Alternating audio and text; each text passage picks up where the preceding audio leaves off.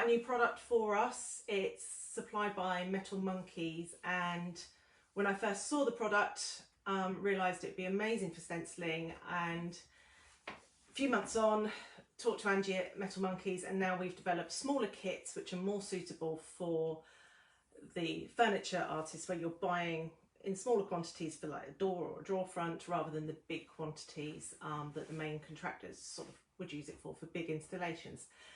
So we started during lockdown. We haven't had any formal training. It's been very much us using products, trial and error, working out what works for us and what works best for stenciling.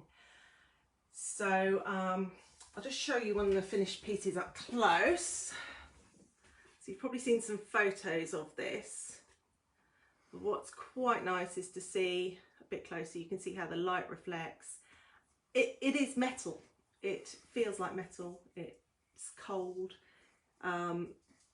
It's just fantastic, and people look at it and say, how on earth did you do that?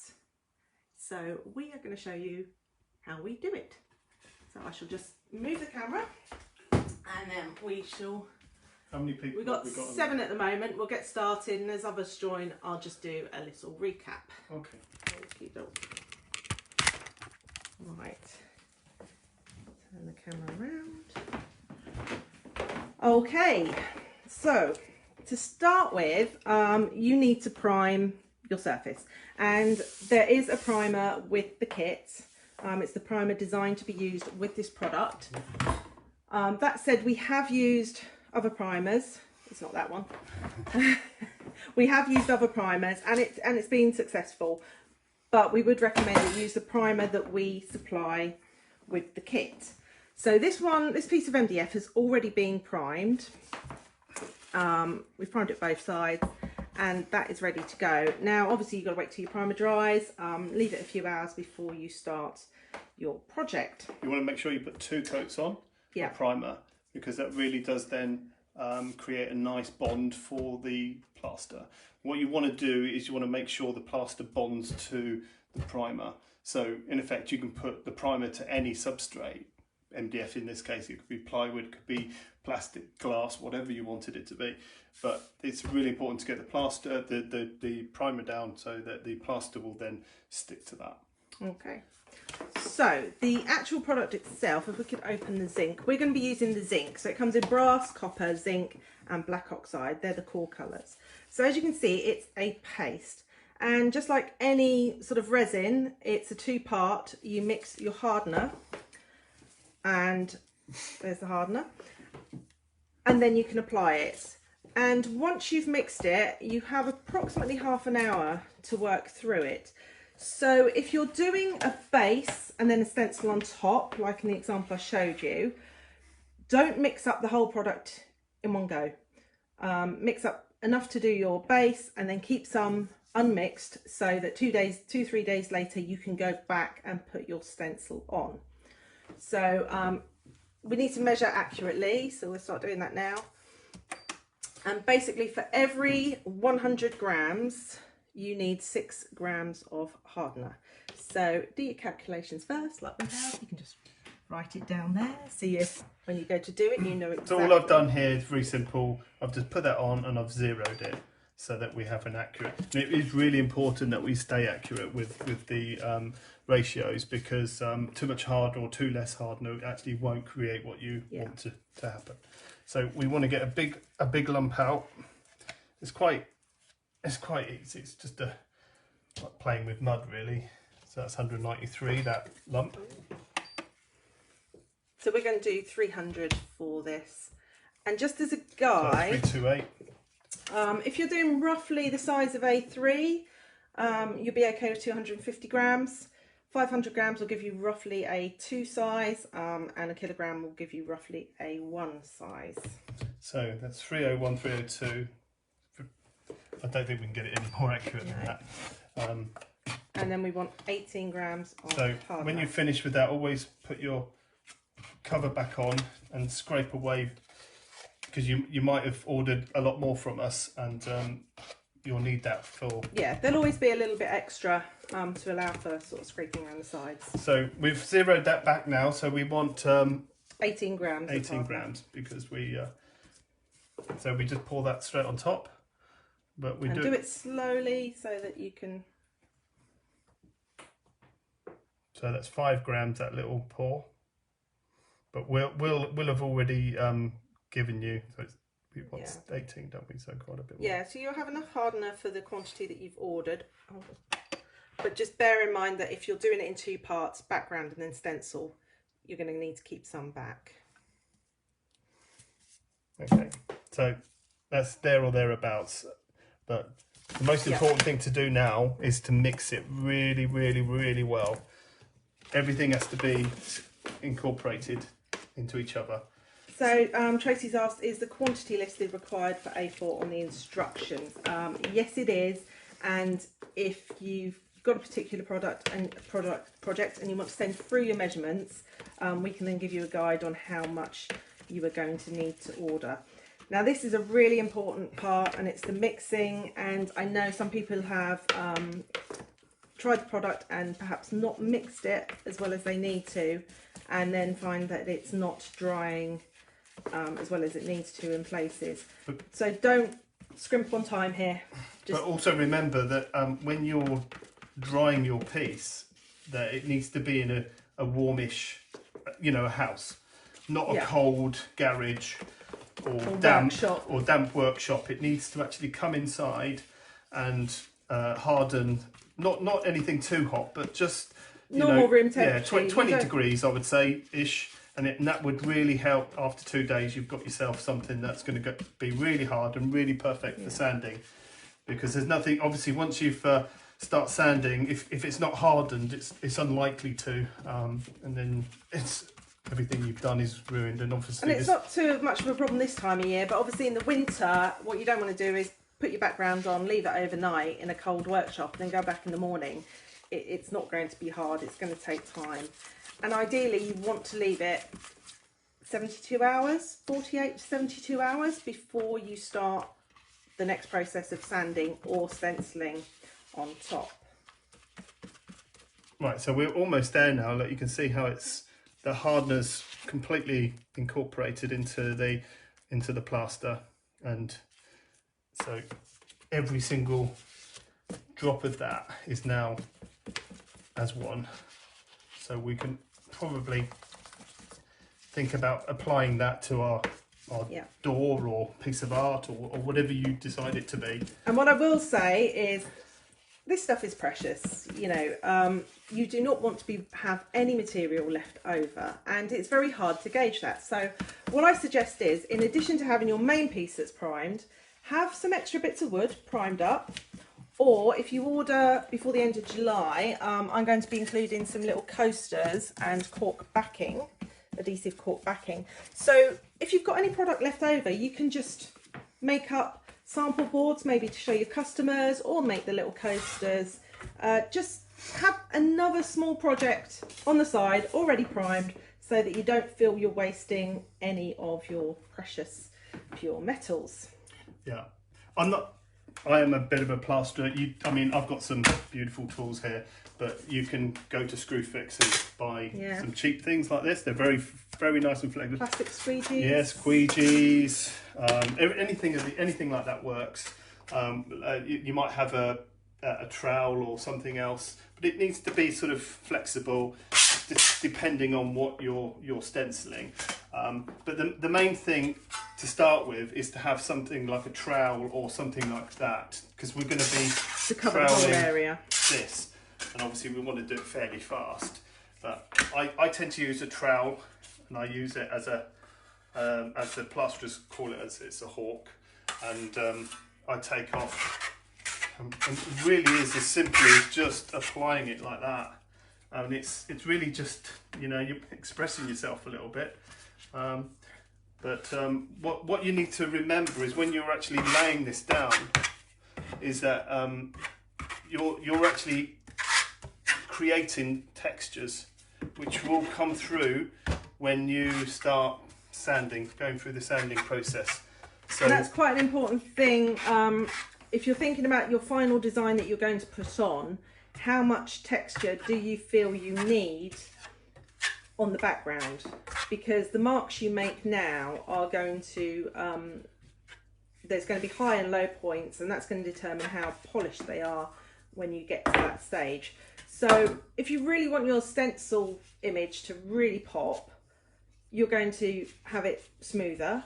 But if you want to incorporate that into your design, you can add a little bit more texture. So once you've put everything on, you can then start adding some movement into it. So I would say at this stage, you're not really thinking about anything, you're just troweling it on. All you're doing is just making sure that you've got all your product that you know on here. Now, it is recommended to put 2 coats on, but I've done it with 1 coat. If you do it with 1 coat, you just need to put it on slightly thicker, or sand the first sand to a slightly lesser severity, so you've got a more of a lighter sand. You don't want to take too much off with the coarser grain sanding disc that you'll have. And we've done some really successfully with the single coat. I'll just show you very quickly. This one here, which we did today, I've added a lot of movement to this. So the texture here is basically the trowel marks left, which I'll show you in a minute. These are all trowel marks, yeah? That obviously been the stencil, but the trowel marks are what gives the background texture, and it's up to you how much you put in or how less. I think on this one we should have perhaps done a lot less, so a bit more like that. So it just depends on how busy your stencil is. This one's quite busy. You might have some big chunky sort of shapes, in which case you can actually go for a busy background. But still lovely, but it's something to bear in mind when you are applying the background. Also with the backgrounds, you don't have to use the same colour. You might order 2 kits, so you might have a zinc background with a copper stencil on top, or the other way round. And then there's black oxide, which isn't a colour that you would use on its own really. It's one that you would add to it. So if you want a burnished effect, so burnished brass, burnished copper, so slightly duller and darker, you can add sort of 20-30% of the black oxide, and that will give you a different feel. We've done it with some doors that we're going to show you later, where we added 20% black oxide to the brass, so that the background is slightly darker and duller than the stencil that has gone on top. Okay, so you've kind of quite casually laid down a first coat, and so what's important now is to think about the stencil that you're going to be putting down. Like we just said, if it's a complicated stencil, then maybe we just sort of give a bit more of a flatter, so you know there's still texture there, but not quite so busy. Not quite so busy. So you've probably just done that. I mean, you might want to give some movement, you know. You've got basically anything you want. It's really up to you. That I would say that the main thing is though is just if it's what you want, you need to make sure that you fill the whole space. So when you get to sand this, it's the whole thing. Sometimes if you've not gone right to the edge, you'll notice that some of the primer might be seeping through. I mean, if that's what you want, then that's fine. But if you're doing a door, perhaps, I think, you know, you want to make sure that you've got plenty of material around the sides as well. So as you can see, I've just very quickly done a texture, but you know, I could change my mind, you know, quite quickly change the texture into something else. You know, it really is anything you want. It's like we say, you've got 30 minutes approximately to work this. Really, yeah. I mean, it really is your choice, and it needs to work with your stencil though. So you need to think really about what's going on here, and how it's going to look, and what it's for, and who you're selling it to, if you're selling it, or if it's a piece of wall art or whatever. I think that's my recommendation, is to really think about the background, because the background will come through. Okay, so Tracy's asking, how smelly is it? There is no smell, really. There is no I've got height and smell. You can't smell anything. I can't. Yeah, it's not a big smell. It's not like white spirits or anything like that. It's not a solvent-based product. It's very safe. I would imagine you know pets and children would be more than happy with that. We do say use gloves. I have had it on my hands. There's been no reaction to it, but of course when you're using a new product, you don't know how it's going to react, and it dries and it makes your hands dry. It is very drying, and just having your gloves is a good idea, not to get it on your hands, but it's not harmful if you do, but we would always say use gloves. So anyway, you can see that I've put a bit of texture in there. I'm just going to leave that to dry, and we'll put a stencil on in a day's time. A couple of days. Well, a day would be fine, because you're not going to. What we're going to do is knock that back to 500 grits, just so that you've got a slightly flatter. So you might want to knock these areas down. I don't know if you can see that. There's some high points here. You want to knock those back, and I'll show you what that looks like on this one. So just to recap on that, you must prime. A couple of coats of primer. Make sure it's dry. Have some extra pieces of wood, things like the coasters that we're going to include in July. Just so you're not wasting your product, and also then it's probably really nice to have a few samples, so when a customer comes along and you start telling them about the metals, they can actually touch and feel it, because it is very difficult to get across on camera. It's only really when you touch a product that you really know how much it's like metal. I mean, you know, I'm no expert. All we've done is some experiments. Luckily, we've got obviously everything here. You know, the stencils, and obviously I am a plasterer, so that's different. I'm also into woodwork too, so that maybe that does make a difference. But I've done it, and it is something. So this one, Lorraine, that was mine.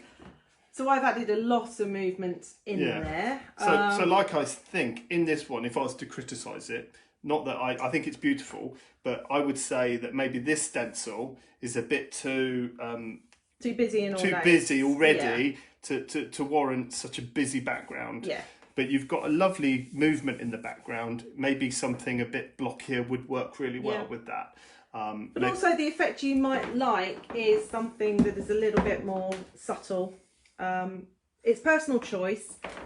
It's something you just sort of play with. So this piece here has had its base coat. Yeah, we've cleaned it, but we've sanded 500. We've sanded it with our discs that are supplied with our kit. So you'd use this, and you'd sand using your sander. I mean, you don't have to have an expensive sander. I mean, my sander's not that expensive. You can, of course, go to Festool and spend 500 quid, or you can just spend 50. And the discs are what, 150mm discs? Yeah, they're 150mm diameter. They're going to fit the all your furniture painters have probably got like Festool, Merkur. Yeah. The standard. Oh, well, Merkur. I mean, obviously, in an ideal world, everyone would have a Merkur. Although Festool are probably more. I've heard that some motors go on Merkurs, but Festool are so expensive, but they are the Rolls Royce of the machines. But your standard sander that you've got that you use for your jobs is going to be fine for this. I just want to answer Christina. She's asked how much to order in regards to quantity. Very briefly, the 250 will give you roughly A3, 500 roughly A2, and the kilogram roughly A1, thereabouts. But if you're unsure and you've got a project and you just want to pop us an email with your measurements, we can advise you better on what quantity you might need. What I would say, if you're doing it in the house, just be really careful. This stuff stains, so you know, lay something out like what we've got, sugar paper, or if it's in the garage, it's obviously different. But it does stain. I mean, it's not toxic. It's just the fact is that you might drop a little bit of material down. It's a little bit messy, as you'd find any kind of plaster or. But you can see what I'm doing here is I'm cleaning up as I go. Just have yourself some kitchen towel and literally quite dry. That will take off any material. And then we use a bit of rubbing alcohol just to remove everything else. You know, keep your tools nice and clean because you want to use them again. I mean, this trowel isn't cheap. So I've had this quite some time now, and it's literally just that, you know. This is more of a proper plasterer's trowel, but so just play around with the sort of equipment that you use to apply it, really. But like I say, we'll use a flexible one now to do the stencil. I think we're ready to stencil, yeah? Yep, we are. So we are using a new stencil. Sorry. Which is a koi carp. Can you see that? Okay, I've named him Kevin. Kevin the carp. And as a thank you for watching, you can get this at 50% off. It was only listed today if you use the code Kevin50. So that'll be until midnight tomorrow. A4 and A3 currently. But of course you can have it that way or that way, whichever way you fancy. So we're going to use this one. We do recommend spray mount. So here's your spray mount. And that's just so that you make sure that all areas of the stencil. If you're really worried and you're asthmatic, don't do this inside. No, wear a mask, go outside. Yeah. It's a bit blowy outside today, so it might come back in you. But just for the purposes of this video, I'm doing it inside. Yeah. Okay. So a light spray mount, just like you would with normal stenciling, and leave it a little while. You don't want to put it on straight away, and then you can pop that down. It's really important to let that go off tacky. Because we don't want any movement once we apply the plaster.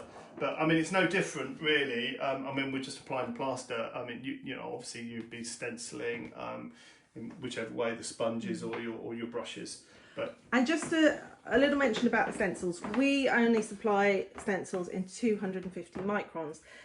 I know there's a lot of companies that supply in 190 microns. So just be aware that if you're using a lighter weight stencil, you're not going to get as much build. So the pattern won't be quite so pronounced with 190 micron stencil. It will still work and it will still work well, but it's something to bear in mind. And I'm also going to look at having an option to supply even heavier weights for people that really want a high build on the product. Yeah, it just gives you a bit more flexibility when it comes to sanding, because when you start sanding, it's not quite as straightforward as just going sand. You know, you're actually using your sander as a tool, and you're shaping this. You're actually moving. You're moving with it. So it's to bear that in mind. It's you can be really creative with your sander. So now we're going to apply the paste. Yeah, so it's just as easy as this. So just making sure that you get all the areas that you want, and scrape off what you don't need, because it is so precious. Yeah, it really is. You know, it is a lovely product, but you know, let's not forget it is actually quite pricey.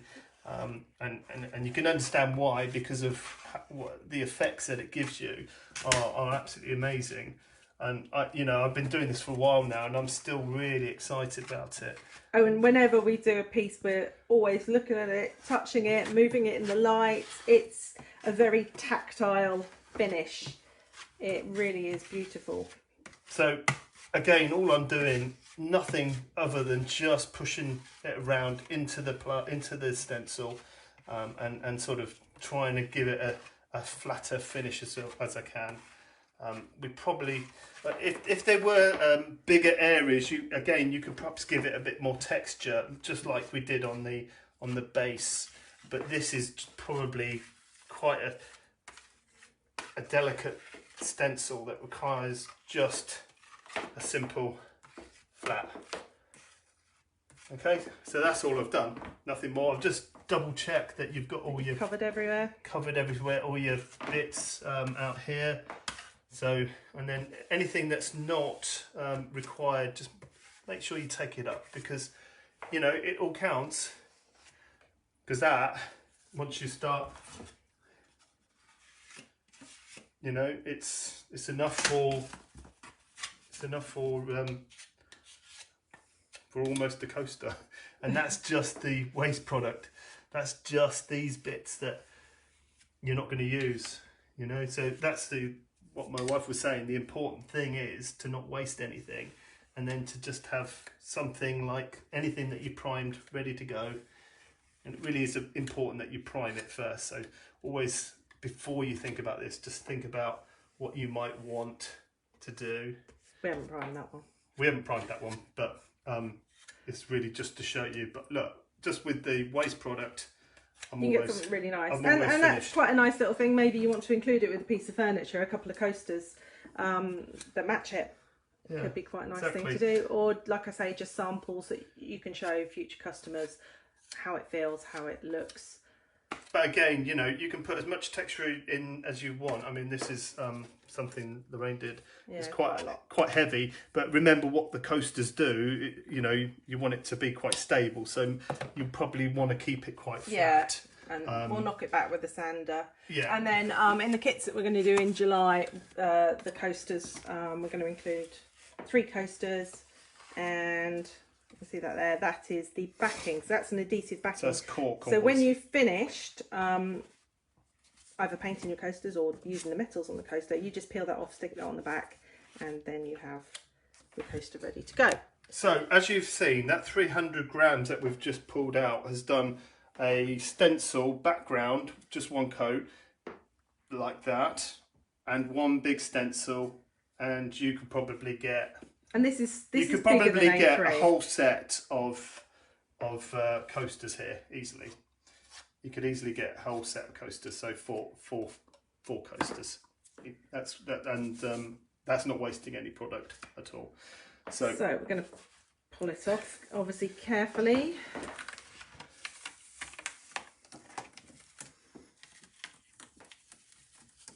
There we go. So we have done a brass base with a zinc stencil. So we can still take some more material off that. Yeah. You know, it's do a little clean up. There's no reason why we can't just every single little bit can come off. You know, if you don't want this stencil anymore, then you could be a bit more. But look, all of that. Yeah. And it also make it easier for you to clean the stencil. And if you want to get it off as soon as possible, it will make it easier. Well, I mean, obviously, if you're very recyclable friendly, you perhaps won't want to put the metals in anything like that. So getting that off and cleaning your stencil, and then you can actually then put the stencil in your blue bin. Someone's asked, is the product available for purchase in the US? We only supply to the UK. I will check on that for you if there is a US distributor. So that's just from the waste. Yeah. The company is an Italian company called Cromas who make the product. In the UK, the distributor is Metal Monkey, who we work with to supply kits in smaller quantities. But I will look into that for the US. So as you can see, brass base, and this is our zinc stencil on top, which we will leave to dry for a couple of days, 2 to 3 days, and then it will be ready for polishing. And of course, once it's done, we shall post to the page. So but this could be the same material. It could be black. It could be anything else. It could be whatever you want it to be. Yeah. So when you've done that, the next thing is sanding, and we're going to go outside to do some sanding. Of course, with any sanding, what you want to do, well ventilated. If you've got an extraction system, fantastic. This is what we are going to sand today. This is a door. So if we just take this out for the moment and show you what I've done here. If we just put that on there so you can see it in the light. So what we've done here, we've made this with I think 3 stencils. We did a background like we showed you.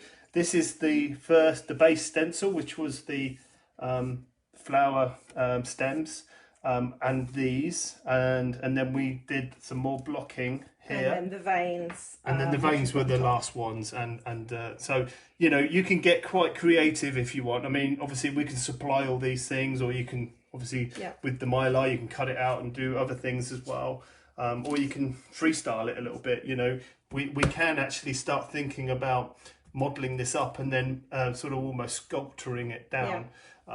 You know, depending on how much you want to show. You know, we're trying to create a nice 3-dimensional sort of look here on this particular one, but obviously sometimes it's quite nice just to be very flat, like this one. It's just flat. Yeah, that's another That's another day, that product, the way we've used that. Cynthia, yes, I will check for Canada as well for you, and I'll pop you a message and pop on here. So we're going to take this outside and we are going to start sanding. So just before we did that, before we basically sanded it down to 500 grit, which we spoke about earlier, but that's really important. You flatten it down and then you put your... And don't go any more than 500 because you don't want to start polishing. Yeah, because the more you polish, the less sort of texture that you've got for the next coat to stick to. So you really have to be really aware that every coat needs a bit of a clean as well, so that you can actually, because it's like paint, you know, it still needs a smooth and dust-free substrate to stick on properly. And if you're selling this you know, hopefully be selling this at some point, we don't want these coming off and flaking off. So it's really... We found that 500 seems to work. Yeah. Yeah. Which is the first disc that you will receive in your pack. That's the one that you start with. Basically, as you sand, we're just going to go outside. As you sand, you are working your way through the discs. So starting at 500, then we got 1,000, 2,000, 3,000, and then you start with, and then you end up with 6,000. And all those steps, you will see the shine of the metal come through more and more and more. So it might get a bit noisy now because we're going to do some I'm only going to do one area on here just to show you how quickly you can actually sand this. Yeah. But the longer you sand it, the better it's going to look. Yeah, perhaps this area here where we've got the we've got some texture here. What's really important is to use, I mean, any hardware shop will have a decent, you need something with a one-way valve, something that's got sort of a triple layer. You don't want effectively metal dust going down your lungs. So really, it's all about safety. Obviously, if you've got a really loud sander, you're going to be sanding for a little while. Have some earplugs. I've got quite a quiet one, so it's not too bad. So we're just we'll start with the 500 as we suggest. We just we've got one that's got holes in already, so like if you've got all the regular Festool Merkur sanders, if you've got the extractor, you're even better. I haven't got an extractor with me today, but I could put an extractor on here and it'll be almost dust free, especially if I was in a dust free environment, a windproof environment. So you know, as long as you've got all the safety equipment, you should be fine. And remember, this is 2 to 3 days after.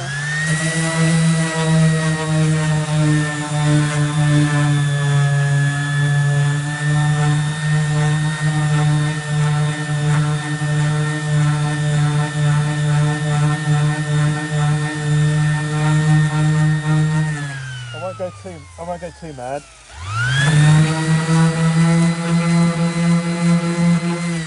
This is an abrasion.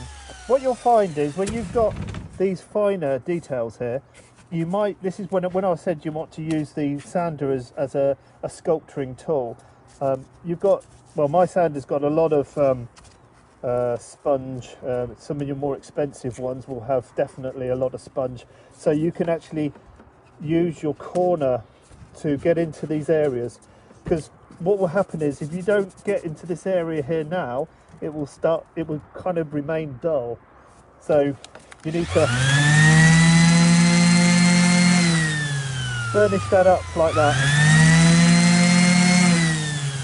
The finer the grit, you perhaps don't want to do too much more of that, but with the 500 you need to just be really careful. Just, you know, you might want to do a test, you might want to see first how it feels, but it's still quite an abrasive disc, and it will take quite a lot of your product away quite quickly. And the first time, maybe use those extra bits of wood that you primed, the coasters.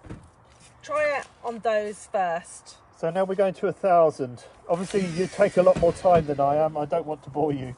Yeah, because we could be here for a while. We're just showing you, we're just going through all the different grades, just so you can see. So now we're on 1,000 grit. What we're going to do more, we're really polishing more. We're into the polishing side rather than the taking away material.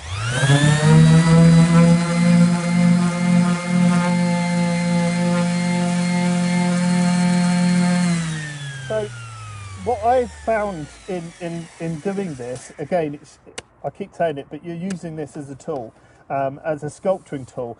Now it's quite nice actually to have this edge sort of almost feather in, so it sort of goes in a bit. And obviously all I'm going to be doing is going round that. You want to be starting doing that on 1,000, because otherwise the 2,000 and 3,000 is really more about burnishing. This will still take some of your material away.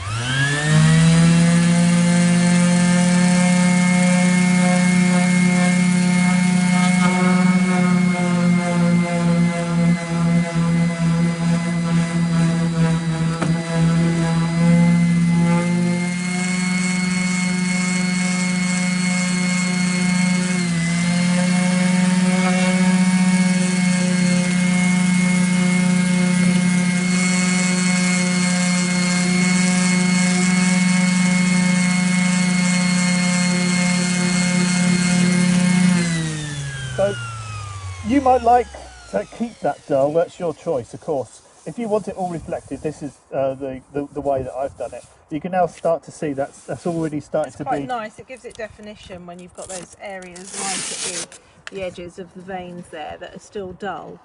So I'm going to 2,000 now. So this is where you can really start to see the difference. So this one's actually for a Merca, so if you've got a Merca one, that's great.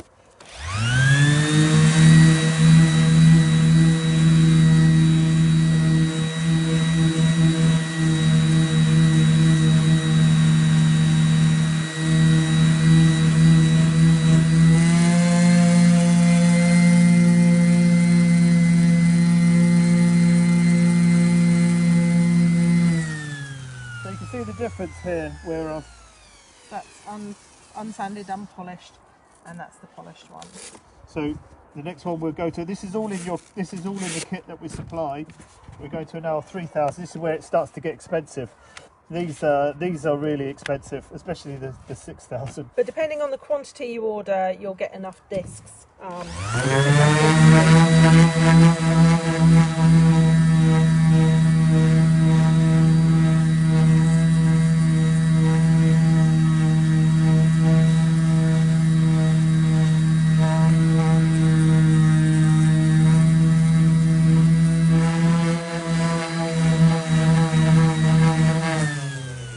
Start to see now, it's starting to reflect quite a lot.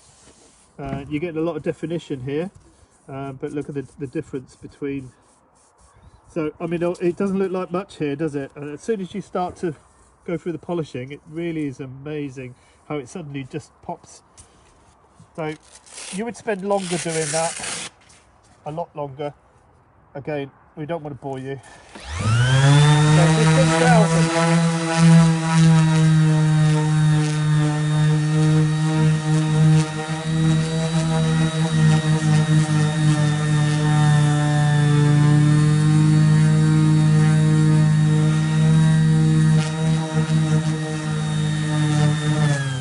Okay, I would really suggest to spend the longest on the 6,000. If you want it really, really reflective, it's going to start to really polish the material. I've found you get the best results when you spend a long time on the 3,000 and 6,000. It really makes a really big impression.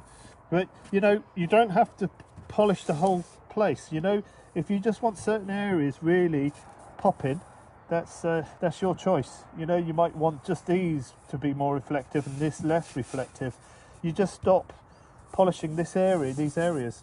So it really is your choice. I mean, this one's starting to pop now. We've got a nice definition, and you've got some sort of deeper shadows down here that really sort of makes it work. But you've got this beautiful metal luster. This is pretty much pure metal now. Yeah.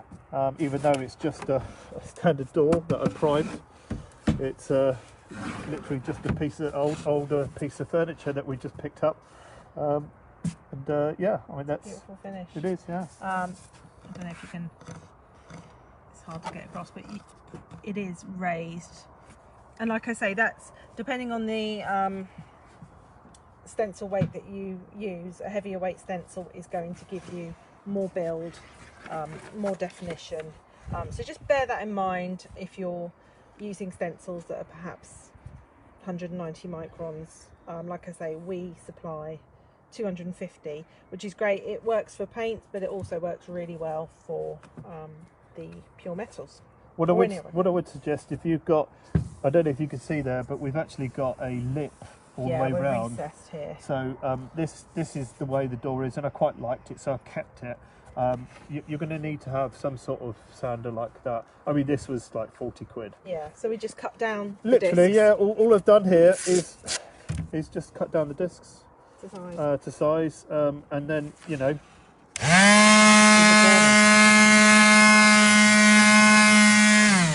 and obviously if you're working just on a flush panel, you don't need to worry about that. You can just stick with want your to stick orbital. with that. What I have found is that I did use I started to use a polisher, but to be honest, I really think that the 6000 is all you need. Yeah.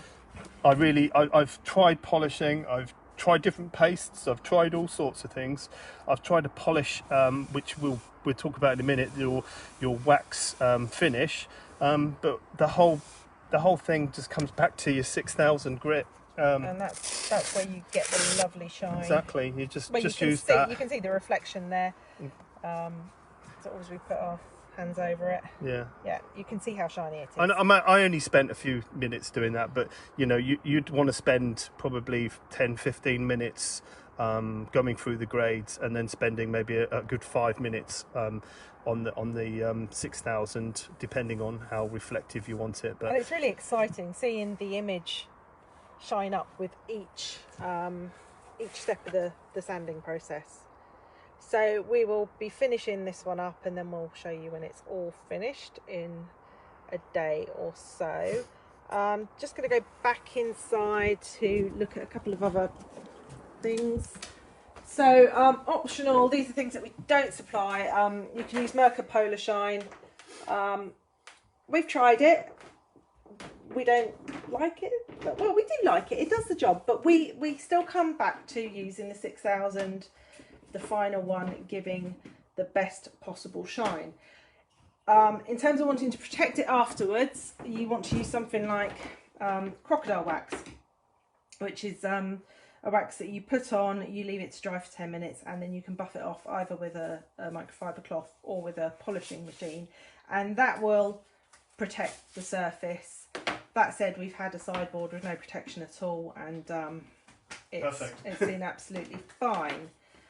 So to recap, what you will get in your kits is the metal in the size that you need. There's zinc, brass, copper, black oxide if you want to mix up any other colours. You will get enough hardener for that amount of paste.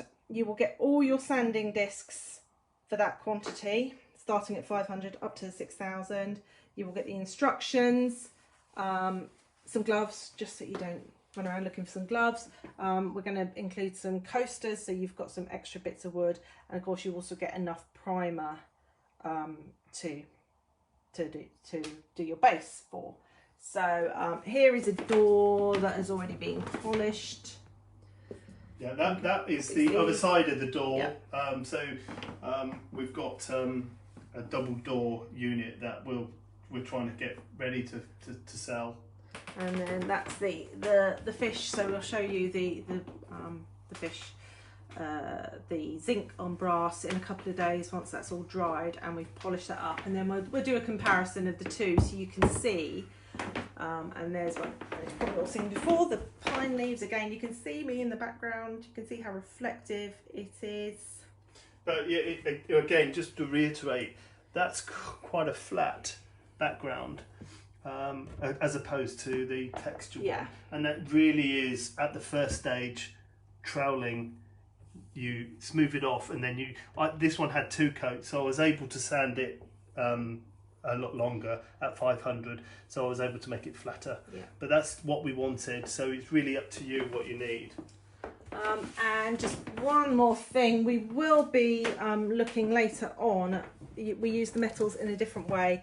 It's quite a specialist way of using it, and that is engraving in wood and then filling it. So we're doing a cabinet, and we've done this. I would call this like an inlay. So we're a marquetry inlay. So we've engraved these areas, and all I've done is just plastered. I've done 2 coats on this. I've found that the first coat goes into the engraving a bit too much. Once it's dry, you put another coat on. You don't have to wait 48 hours. That then gives you the best, because this is part of the sort of marquetry that we want to put in. So that's something we're looking to develop as a service where you can request that's perfectly engraved flat material. That's all flat. That's just in MDF. That's black MDF. Black and again, MDF. They come with the adhesion on the back, so you can just apply it to your. And we've got one on here. This is a cabinet that we're doing. If we show you here, this has to be repolished. But again, that is the brass inlaid into MDF and polished up. Emma, yes, it should be available on the page for you to rewatch. Jennifer, I will find out if there's a product in the US that does that. I know there is. There's I think it's Nova Colour do one. It's not a product that I've used, but I will message